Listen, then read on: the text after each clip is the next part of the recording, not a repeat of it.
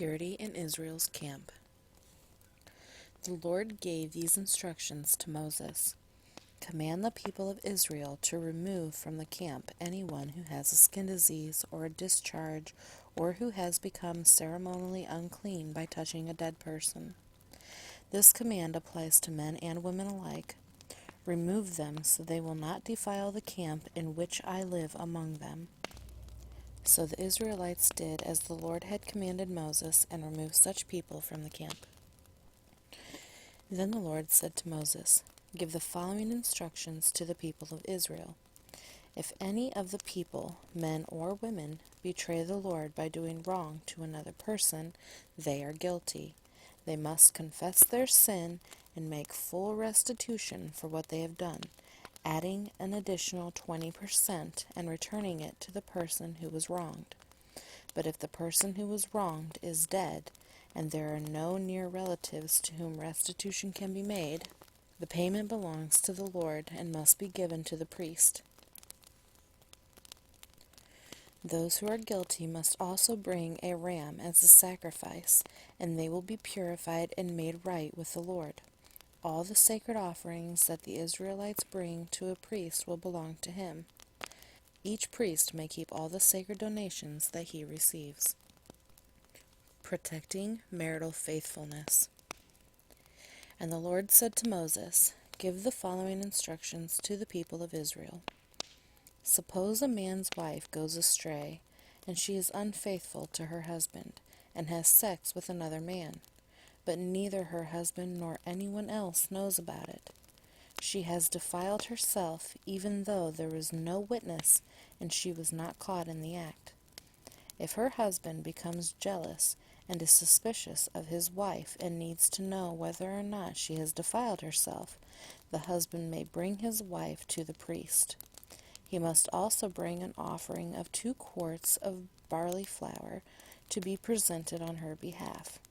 Do not mix it with olive oil or frankincense, for it is a jealousy offering, an offering to prove whether or not she is guilty.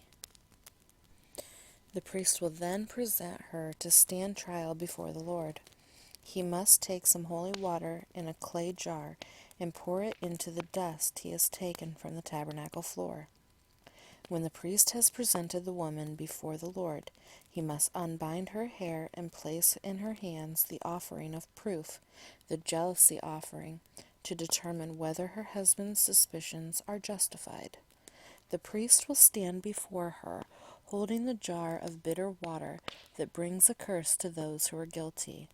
The priest will then put the woman under oath and say to her, If no other man has had sex with you, and you have not gone astray and defiled yourself while under your husband's authority, may you be immune from the effects of this bitter water that brings on the curse.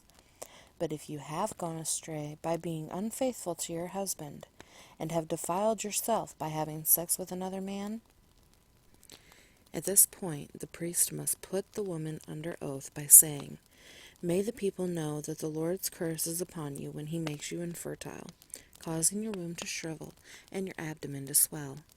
Now may this water that brings the curse enter your body and cause your abdomen to swell and your womb to shrivel. And the woman will be required to say, Yes, let it be so. And the priest will write these curses on a piece of leather and wash them off into the bitter water. He will make the woman drink the bitter water that brings on the curse. When the water enters her body, it will cause bitter suffering if she is guilty. The priest will take the jealousy offering from the woman's hand, lift it up before the Lord, and carry it to the altar. He will take a handful of the flour as a token portion and burn it on the altar, and he will require the woman to drink the water. If she has defiled herself by being unfaithful to her husband, the water that brings on the curse will cause bitter suffering. Her abdomen will swell and her womb will shrink, and her name will become a curse among her people. But if she has not defiled herself and is pure, then she will be unharmed and will still be able to have children. This is the ritual law for dealing with suspicion.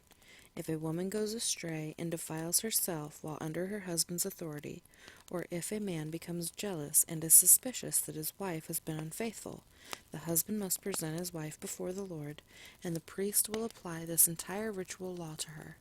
The husband will be innocent of any guilt in this matter, but his wife will be held accountable for her sin.